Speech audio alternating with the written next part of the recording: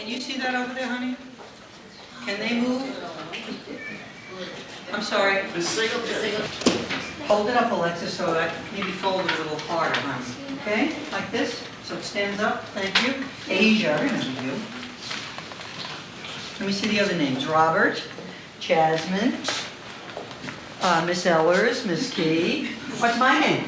Dr. Cashin. Okay, do you know why I'm here today? Yes. Why do you think I'm here? Cecily? Nice and loud. To teach us something? Yes, and who else do you think I'm here to teach besides you? Our teacher. Quenisha? Okay, and if we're being taped, who else might we be trying to teach a lesson to besides the people in this room? Jasmine, is it? The other classes. Okay, so the teachers in the other classes? And who else? Sometimes. We already said them. Teachers in the other classes throughout the district. Who else throughout the district? Jamie? Our principal. Louder. Our principal. Do you agree with that answer? Yes. Anybody disagree with her answer? No. I agree with your answers. Teachers in the district, principals. Who else? Even in addition to the principals, how important our principals are. But who else? Violet. Students. Good. Who else? Assistant principal. Great. So now we have a lot of assistant principals looking at us, principals, teachers, and they're going to critique me, okay? But that's okay, because we're really going to focus on today. How do we read a story? And how do we answer the questions that are posed about the story, correct? So let's read our aim. Let's really read our aim together. Why don't we read it together? Because you can read script, so let's read it together. To identify and use keywords to skim and locate story details to help us select the correct answer choices. That's a big aim. What does it mean? What does it mean to skim and select key words and story details? And what does that mean? In your own words, Asia. It means so when we answer questions so we can look back in the story to get the correct answers. And when you look back in the story real quick to get the right answers, what are we doing, Asia? You're skimming the... Good for you, Asia. Do you agree with that? Yes. Do you disagree that looking back quickly over it after you've read it is to skim? And what do you think key words are? Key words. Quenisha. Quenisha, excuse me. Specific details. All right. Anyone want to react to her answer? She said keywords are specific details. Anybody want to add to that, subtract from that? Clues in the story that can help you get to the answer. All right, that's great. Words or clues in the story that can help you arrive at the answers. Important words, key words, very important words, not like is, the, real important words. Now, I have a process over here. Can everybody see this? Yes. That we're going to use to identify keywords and to skim the story to get the correct answers. Let's read number 1 aloud for us, nice and loud. Monique. Number each paragraph. Whoa, number each paragraph. And here's what I suggest. Looking at me, when you read the story, I want you to put the numbers of the paragraphs here, this side of the page. If this is the page, I want you to put the numbers of the paragraphs on this side of the page. Are you with me? Yes. Read number 2, nice and loud. Somebody haven't called on. Robert. Read each question or statement. This is the purpose for reading. Now that's funny. Listen to me, think. They're asking you to read the questions before you read the story. Why do you think you might do that? Why would you read the questions that they're going to ask you before you even read the story? Let me see your name again. Ronell. So that when you could highlight the answer to, so when you get to the answer, you can like track the answer down and you can get the answer. All right, you'll remember it when you get to the answer, but why else are you reading the questions before you read the story? What does it do for you? It tells you what to be exactly in the story so you can answer the question. All right, so we would be reading then with what? If I just say, go read, is that as good as saying, read to find out why Quentin likes ice cream? I'm giving you a purpose. So reading the questions first, look over here, reading number 2 first, everybody. You have a purpose for reading the story then. You have a purpose for reading. Are you with me? Yes. Okay, read number 3. Reading the story, allow each children to read a paragraph and discuss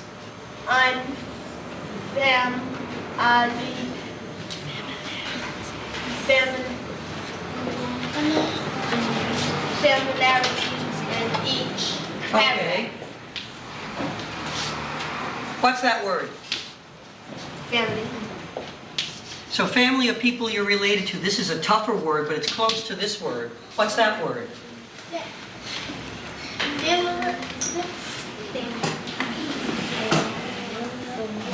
Yes. Familiar. Everybody read this word? Familiar. So if you and I are familiar, we know each other, we're like a family because it's close and it's related. What do you think the word this means? What do you think that word means? Familiar means we're close, we're related, we know it, we kind of know each other, we know the word. What does unfamiliar mean? It means that you don't quite understand something. Okay, unfamiliar word. So if I write this word, precocious. Anybody know that word? No. What is it? It's Unfamiliar. precocious is unfamiliar because you're not familiar with it. You don't know that word. Okay, so we might have unfamiliarities. Let's read this word together. Unfamiliarities in the story. Words or concepts or vocabulary we don't understand, but we're going to discuss it so you do understand it. Then it will become what once you understand it? Familiar. Right. Once we understand it and know it, it becomes what, everybody? Familiar. If we don't understand it, it is Unfamiliar. great. Okay, let's read number 4 aloud, everybody. Read each question or statement and circle the key words. All right, so we're going to read the story, then we're going to read the questions, circle the key words in the questions. Number 5, everybody read it aloud. Give the story for key words. Okay. I'm going to leave this here. We're just going to do number 1 to 5 now. We're going to get ready to read our story. Are any of you a twin? Are any of you a twin? Do any of you know twins? Okay, my husband's a twin. He's an identical twin. He looks just like his brother. People will go up and say, hello, Brian, and it's John. Or people will say, hi, John, and it's Brian. How do you think it would be if you were a twin? How would you feel? Would you like it? Would you not like it? Tell me how you'd feel. Tell us how you'd feel if you were a twin. Honey, turn your name around so I can see it, please. Thank you. Wasim. I would feel devastated because somebody might get my name mixed up. That's a great word, Wasim. Devastated. Everybody looking at that word? Let me move this back a little. Yes. So you can see Wasim's word. You feel devastated because you want to be the shining star, the only one? Yeah. Is that what you kind of said? Devastated? All right. How would you feel if you were a twin? I would feel okay about it because if I'm in trouble or something, I could also switch from my twin. Switch? That's what my husband used to do. You like to switch so you don't get all the blame. Is that it? Yeah. My husband used to go to the ink fountain, and his brother used to go there when they used to have, and then they'd switch and go back to different seats. And they take, so I won't even tell you what they did. They took the same test. You know, if you took math in the morning and he took social studies, they'd switch so that one of them would take the math test twice and one would do. Wasn't good. Today we're going to read a story about twins. Who could read the title aloud for us? Why don't we read the title together? Which one are you?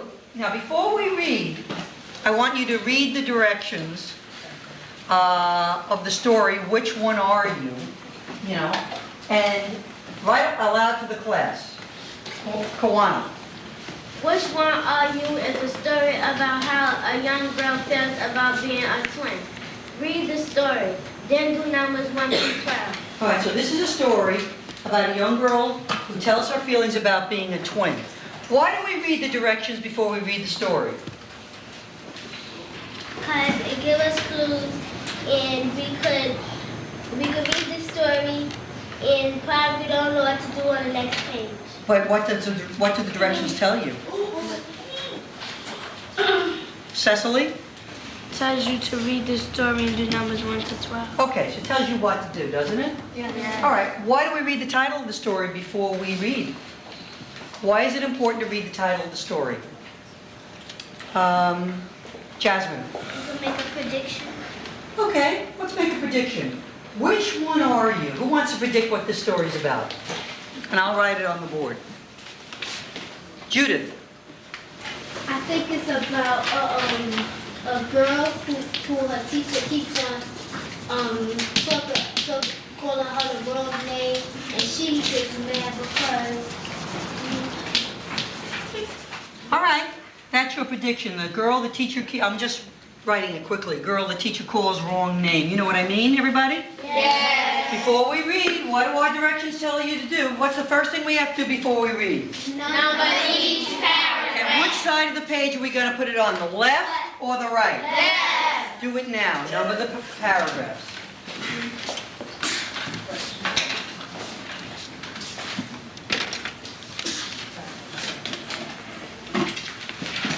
Now what do we have to do? We have to read each question or statement. This is the purpose for reading. So let's turn to the questions, everybody. Just read the questions, okay? We're not gonna do anything else right now. Read the questions. So let's read number 1 aloud. What is this story mostly about? What's another name for that? When we ask you what something mostly about, do you know what that's called? The main idea of Good the for story. you, Asia. Good for you. Everybody agree with Asia? Good for you. Okay. Read number 2. Which were everybody?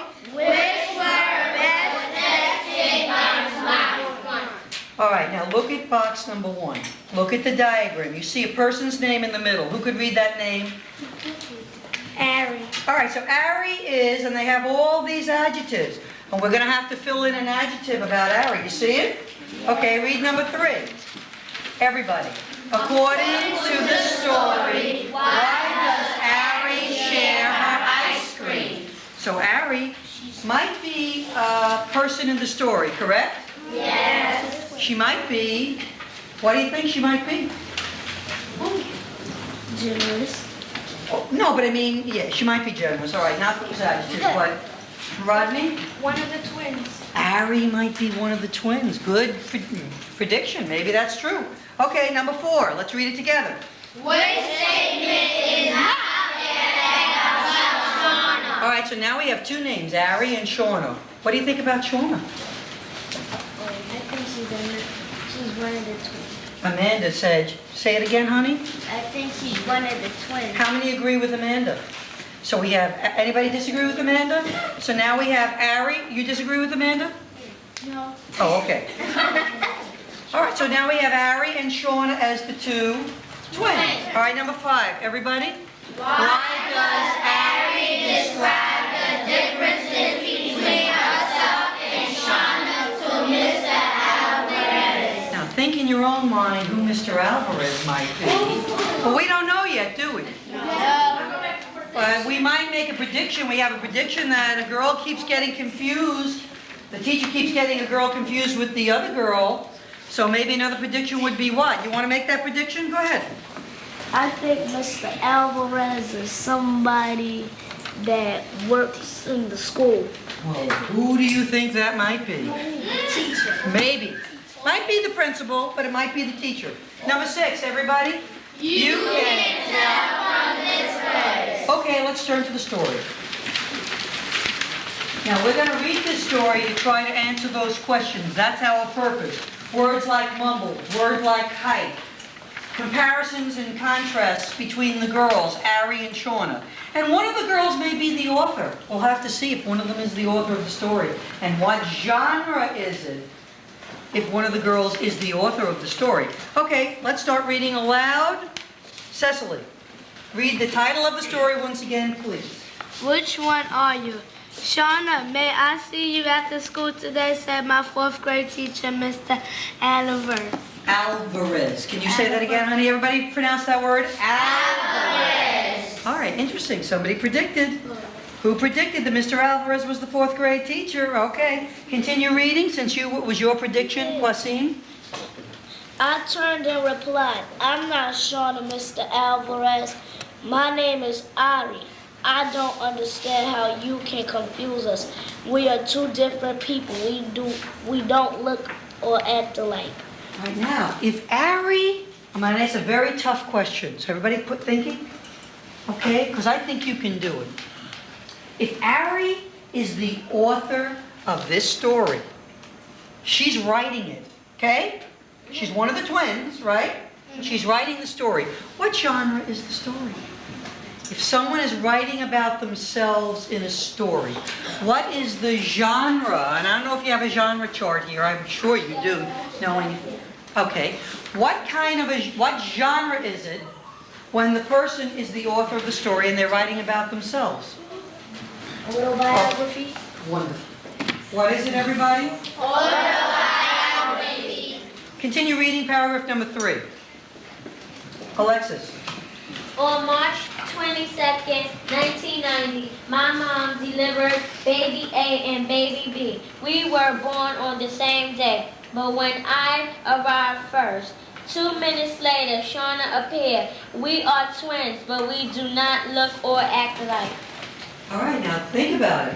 Are there twins that don't look alike? Yes. Yes. And they don't act alike? Yes. There are things called identical twins, where they look exactly alike, and then you have the twins that don't look exactly alike, that are called fraternal twins.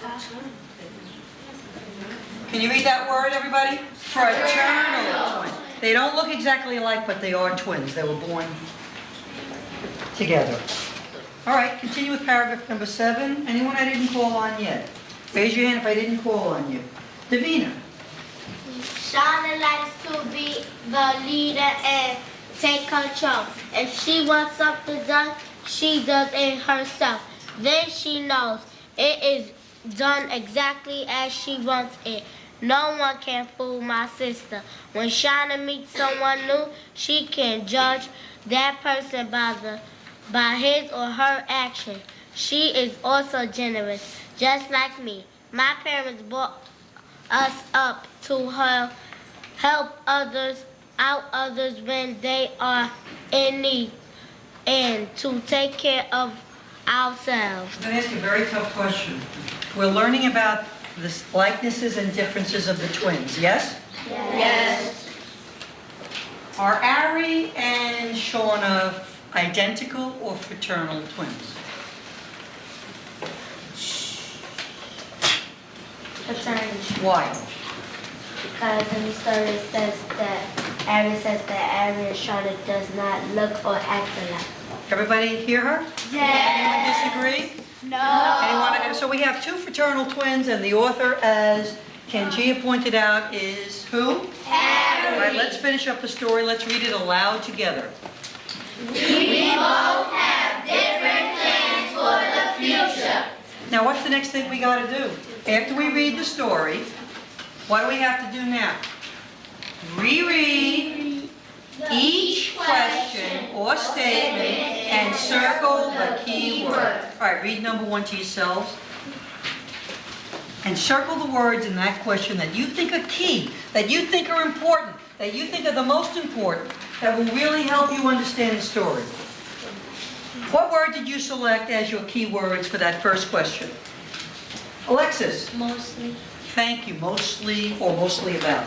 So mostly about, somebody told me, is the same thing as, what was that? May not did. I think it was Asia who said that, right, Asia? Yeah. All right, so Asia said, mostly about and may not hear the same thing. Who would like to suggest the correct answer to this story. Because we can't go back and look for what's it mostly about. You have to know, have a feeling for the whole story. What's the main idea of the story? The selections are Mr. Alvarez. Is it about mostly Mr. Alvarez? The difference between twin sisters? Shauna is more popular than Ari. How Shauna and Ari were brought up by their parents. What is your opinion of what is the main idea, or what is this story mostly about? Ramel, Big B, the difference between twin sisters. how many agree with Ramel? Anyone disagree? I agree too. I should have raised my hand. Good answer, Ramel. Mostly about the differences between the sisters, and sometimes they tell you likenesses too, but it's mostly about the differences. Okay, let's read number 2 to yourself and circle the key word that you think is the most important word in that question.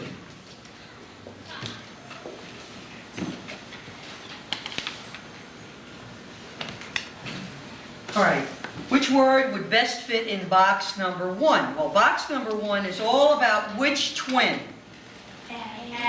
Ari. Is everybody with us? Yes. So they say Ari has all of these adjectives. What are the adjectives? Generous. Come on, let's read them. Generous, kind, loud.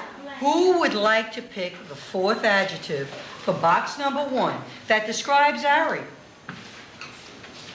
Well, let's go back to the story. And we want to have a word that describes Ari, an adjective. So let's look for Ari. What paragraph would show us a word that describes Ari? Okay, Kawana. 6. All right, number 6. Read it. When I'm in a new place with new people, I am very shy. Okay, so let's underline shy, that whole sentence, and any of the sentences before or after the word shy, because we're talking about Ari. So let's put next to paragraph number 6, what question? 2. So on this side of the page, you want to put, this is your page, you want to put, next to paragraph number 6, you want to put question number 2. Did everybody write it? Let me see. On this side of the page you write it.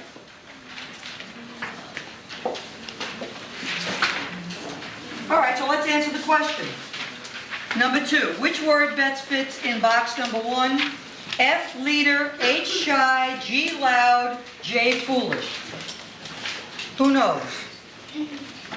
Okay, Violet. H. Right, everybody circle H, shy. What are the key words in question number 4? Cecily. I circle not, fact, and Shauna. Good for you. How many agree? Everybody circle not, fact, and Shauna. Now go back and skim and underline the sentences. Once you find the words, the key words not, fact, and Shauna, then you want to underline the sentences that help you answer the question. Go ahead and do that right now. And find the paragraph that will help you answer question 4. And put the number right next to the paragraph.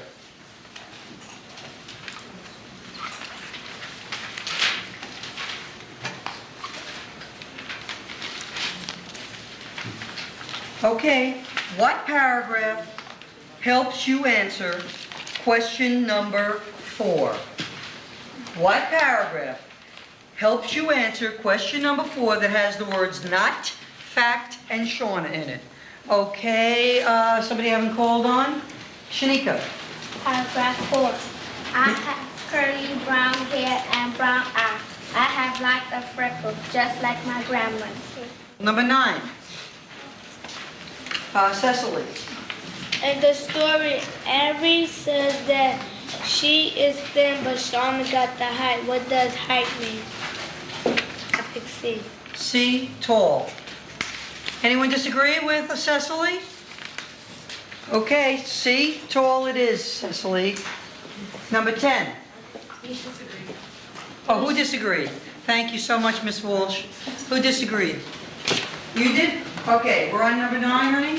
Yes. All right, go ahead. It could be short or tall because that's height means both of those things.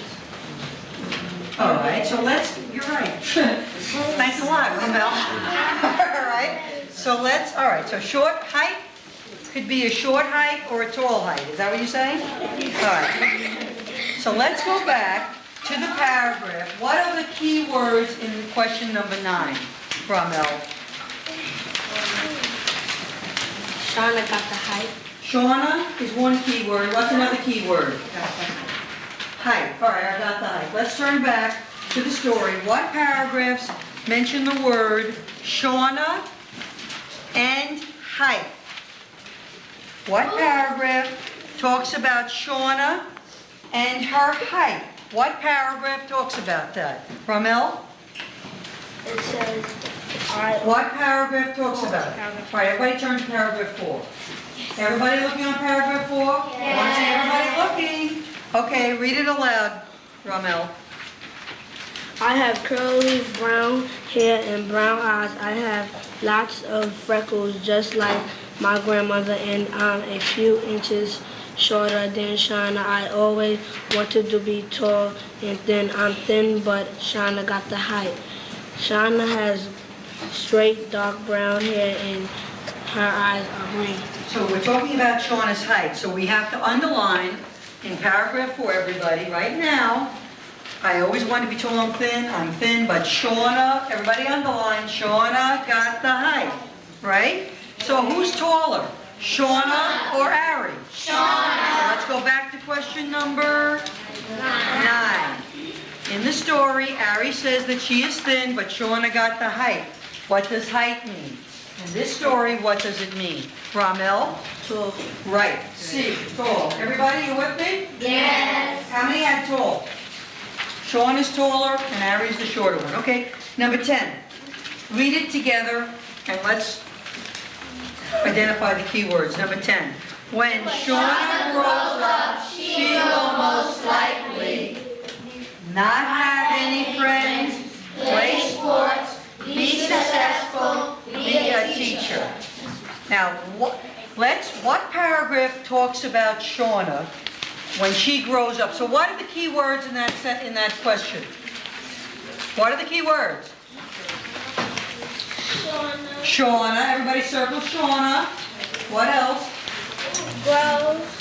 Grows up. So let's look for the paragraph that has those key words. Let's skim back. What paragraph has Shauna and grows up in it? Who knows the number of the paragraph? Tangia. Paragraph 8. Thank you, Tangia. What sentences in paragraph 8 talks about Shauna when she grows up? And what sentences are important for you to underline? Go ahead, honey. Shauna likes children, but she wants to have her own business. Okay. So Shauna grows up, she will most likely, what do you think the answers would be? Not have any friends, play sports, be successful, be a teacher. Pick H. Be successful. How many had H? Be successful. Based on paragraph 8, looks like she's going to be successful. Shauna likes children. She wants to have her own business. They both have plans for the future. Okay. Let's go to question number 11. Read the question aloud for us. Jatasia. Which of the following lessons does this story teach you? All right. That's the question now. What are the key words in that question? Lesson, story, and teach. All right, so you want to learn something. What do we call when we learn something from a story? Do you know? The summary. All right, we're summarizing the story, what we got out of it. All right, so we're gonna find the lesson that this story teaches us. So what paragraph tells you, and maybe there's not a paragraph, maybe you have to really think beyond the story. Which one of these answers is correct? Let's read them together. Be generous to your friends, help other people, care for yourself. Every person is different and special. All right, so this whole story, thinking about it, what did you learn? What lesson did you learn from this story? Alexis. Every person is different and special. How many had that same answer? Anyone who didn't? Ramel? Okay, what answer did you have, Ramel? I had B. All right, is the whole story, all right, now let's think for a minute. Is the whole story about helping other people? No, just a minute, think for a minute, honey. I'm glad you're being honest. Is the whole story helping other people? Like I write about Mother Teresa, and she went to India, and she fed the poor, and she cleaned and helped the sick, and that's all the things she did. The whole story's about helping somebody. Is that what this story's about? No. What is the whole story about? Two girls that is different and have All right, so then you want to rethink your answer? yes. Okay, what answer would you agree? D. D. Everybody have D? Yes. Let's summarize what we learned. Who would like to summarize what we learned from this story about Ari and Shauna? Tell us about the genre. Tell us about what you learned as a result of reading the story. Kwasim. Nice and loud for everybody to hear, honey. I think what I learned was that the two sisters are unique in their own ways. Okay. Anyone want to react to Kwasim?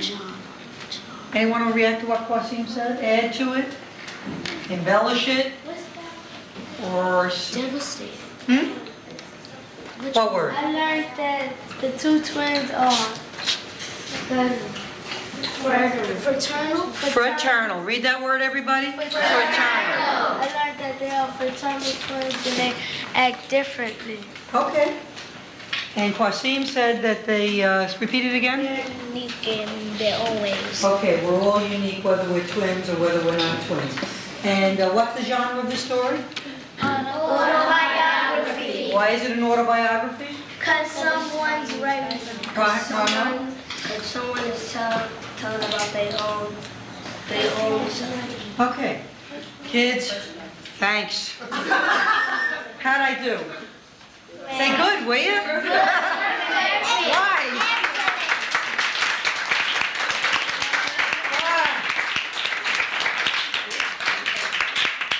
All right, now I'm going to ask you something. What could I have done better? Or what did you like? And now what could I have done better? Seriously. What did you think was helpful? And what do you think I have to improve on? Judith, say positive first, all right? Don't blow my mind. I like the way you was asking us the questions, and what you need to improve on is going a little faster. Well, see, one of my people wouldn't let me go faster. She made me go through every little step, but I thank you for your criticism. I will remember that. It was a little slow. It was dragging a little. Is that what you're saying? Thank you. Cecily? What I like that you wrote the aim, but you need to improve and write an objective. Well, did we achieve the aim? Yeah. All right. Who could say how we achieved the aim? You achieve the aim by saying to identify. Put your hand away from your face, honey, To please. say, when you said to identify. So did we identify keywords? Yes. Did we skim to locate details? Yes. Did most of you, most of the time, get the right answers? Yes. Did we achieve the aim? But Yes. that's good. Did we achieve the aim? It's very important that you teach them that. That's great.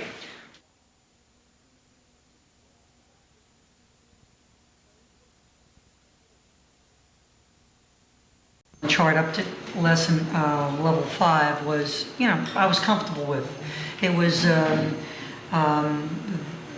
reading the steps to skimming. What is skimming? What are keywords? I felt comfortable with that. I never felt comfortable when I was preparing this with steps 6 through, 10, demonstrated it. We should really have the chart here, but the steps of reading the questions first to give the children a purpose for reading, I thought was terrific. The steps for reading the story aloud, maybe when it's a teaching tool, to make sure the children understand what they're reading, and having the ability to discuss unfamiliar words, unfamiliarities as an example, was excellent. I felt identifying keywords in the questions was excellent. The step of going from the keywords to the paragraphs, after the children numbered the paragraphs, and then underlining the sentences before or after the keywords that helped answer it. I found trouble with that in terms of my preparation. I think it reflected itself. I wasn't comfortable with it. I didn't do it as thoroughly as I think I would like. I thought also that the idea of the Venn diagram, perhaps at the end, one of the main things in the story was the similarities and differences of the sisters. So having two circles overlapping with what is different between Ari and what's different with Shauna, and then the similarities of the overlapping piece would have been an excellent graphic representation of similarities and differences. So that would have been, I think, an interesting follow-up. I could have had pictures of twins and elicited a little bit more in the motivation, but that wasn't bad. They understood and they were interested in reading. I thought that was effective. I think steps 1 through 5 were effective. I think my readiness and receptivity, calling on a diversity of students, I thought was positive. I tried my best to have pupil-to-pupil interaction, at least reacting to student answers. The weaknesses to me were the specificity with respect to steps 6 through 10, where after they identified the keywords, identify the paragraph they're in, underline the sentences and have everybody do it, and stop and take the time to do it. Once or twice I should have demonstrated that very thoroughly, in my opinion, and I didn't. Kind of moved along too quickly because I wasn't comfortable with it. I think the idea of whether the aim was achieved in having the children ask that question at the end was a very important, which I did not do, which is another good thing. Was the aim achieved, or was this an exercise in futility? Can they skim better? Do they identify keywords better as a result of it? I thought, I didn't think of that, but the kids did, and we did it as a result of it. So I thought that was a very good strategy as well. Well, Dr. Cashin, we would just like to thank you for taking the risk and modeling for all of us teaching and being so open with getting feedback. I think that at the beginning of the lesson, when you gathered the children together more closely, because you wanted them to see the chart, but also you had them put their names down so that you could call them by name. I thought was really extremely important. And you asked them why they thought you were here and why this was being videotaped and why so many guests. And really you were getting at the fact that we are all learners, yourself included, and you're modeling that for us as district people. And so we'd like to take the opportunity right now maybe to also give some feedback to you, and maybe we could start with what were some of the strengths you've really elicited, mostly all of them, but if anyone would like to add any of the additional strengths that you saw in the lesson, why don't we give that feedback now to Dr. Cashin. Let me start off. I really liked the way you had them read as a group, because that more or less, when you have a large group of children, you have a tendency to lose some children here, there, and everywhere. So this way, you sort of like kept them all together and on point and focused on what you wanted them to do. So having them all really read the question together, put them and kept them on that line of focus. So that was a good point. I feel that it was a variety of it. That you did that, then you went individual children, and it kept everybody's attention because you did do that. The one thing that I always look for when I'm looking at a teacher is always the pupil-to-pupil interaction. I felt, from my point of view, if I was doing this for a teacher, that it should have been a little more intense as far as you would say, do you all agree? Rather than doing individualized children. I think sometimes it's more effective if you go from child to child, and then at some point too, we knew you agreed with the answer. And once even one time you said, I should have agreed, but you never should agree, because if you agree, then they will always agree, the teacher. So what you have to do is kind of be neutral until they all, and I would go to child a little more. But an excellent lesson, it was really, really good. At the beginning, which was natural Asia, I was going to say, oh, you're letting Asia dominate. But you saw it too. I think after she answered my question 3, you deliberately didn't call on her. And I really liked, and the kids were very comfortable with you as well, because you even said, who did I call on yet? You really made it a point. And they weren't shy. Some of the students who weren't called on, they wanted to get into it. They were involved in it too. And as you said, you really went out of your way, and you did involve anyone who volunteered and anyone who didn't volunteer. I was just going to jump off on what Gary was saying. I thought there was a warmth. There was a tremendous warmth between the class and yourself. it seemed to me is that they all wanted to respond to you, and I thought the lesson went very well. I like the part where when you weren't fazed when the vocabulary came up and how you related it back to family and how they really understood what the word meant. And the only thing I might have added besides doing the Venn diagram that we talked about was with the prefix "un." We just assumed that they knew that "un" meant not. And I might have just gone into a little more detail on that to make sure everybody knew what it meant. Overall, I think you did a wonderful job. Yes. Well, thank you so much.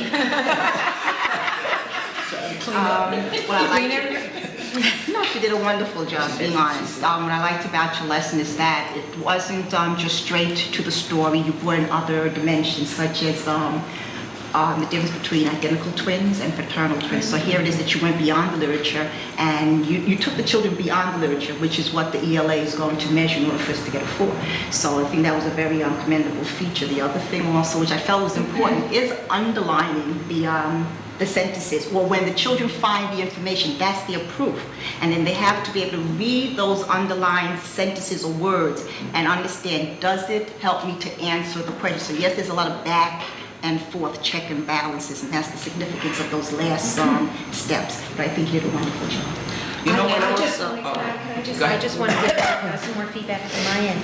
I think one of the strongest statements made by one of the children was at the end, when that young woman in the front, when you said, let's recap and summarize, and she said, I learned fraternal.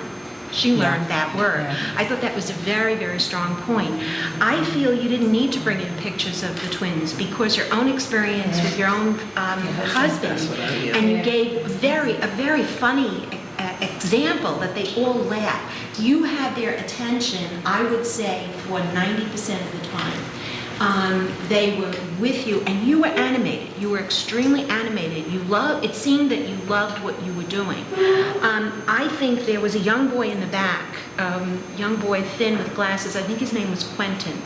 And twice he didn't get something. And the first time you went back to him, but then you went back to him again, and he gave an answer the third time that was right, and you affirmed him.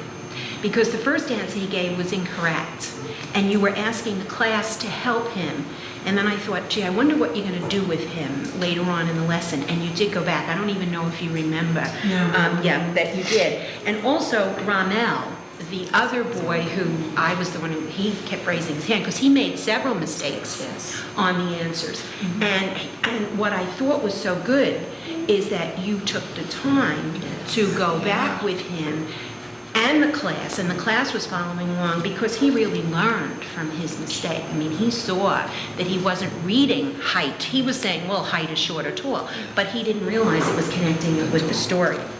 So I really thought, I mean, you again, you had that aim on the board. The children, I'm impressed with that teacher's whole routine. I'm assuming Gary, I've never seen her teach. But the fact that they wanted to review that aim at the end said more to me about your teaching, but it And said... also the classroom itself and the teacher, their teacher. Yeah. They have routines that are established, and the kids know what to expect, and they look for it in every lesson. Right. I thought that was great as well. Right. And I think, Dr. Cashin, you've already said how you've reflected on what you would do differently. I mean, this is not a question of good, bad, or indifferent. This is a question of, how would we, all of us, always striving to be better than we are. And you've mentioned several ways, but I know, Carolyn, you want to... No, I was just going to something. agree with something that I think is one of the best techniques we ever use is bringing in your family and letting children know about yourself.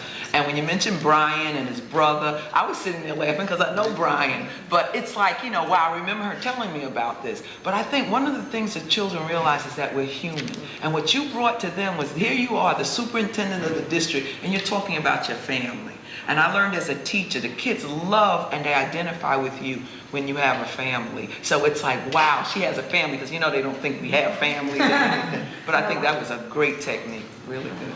So if Dr. Cashin were to do this lesson again, are there any other suggestions we might have that we might want to offer to help make it better? Well, as I said before, I want to suggest, I think being very specific about keywords and going back to the paragraph and underlining the sentences and doing that extremely thoroughly once or twice. I think with this class, doing it every single time would have been a bit much. But I think I didn't do it thoroughly enough once or twice or even 3 times and letting them finish the rest on their own by selecting keywords and going back to the paragraph. I think that's a big weakness because I think my interpersonal is always strong, my rapport, connectedness. You know, The Courage to Teach, that book, Mary Ann? Yes. The connectedness is always there with me.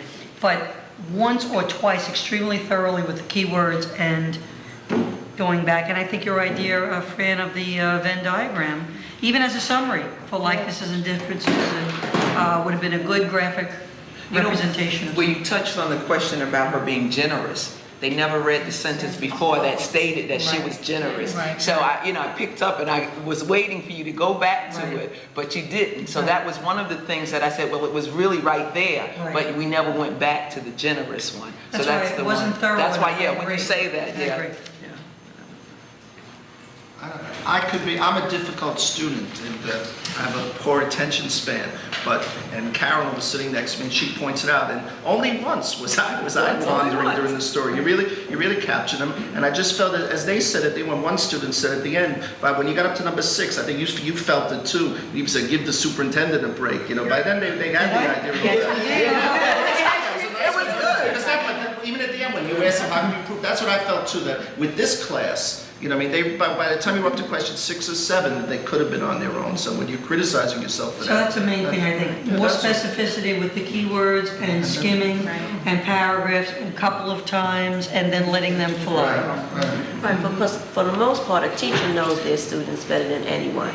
And you being, this is your first time in that classroom, that's why they knew their own pace. You weren't familiar with their pace, but they're familiar with their own pace. So a teacher would know how to move their students. They would know exactly, okay, I've done this enough, let them go on and do it themselves. And that's what the teacher said. Right, exactly. She finally said, no, they can do it, let's let them go on their own, and you went with that. Okay, so is this a satisfactory lesson? More than. This was a satisfactory lesson. Can we have 10 of them for the month? We're all counting. This is one.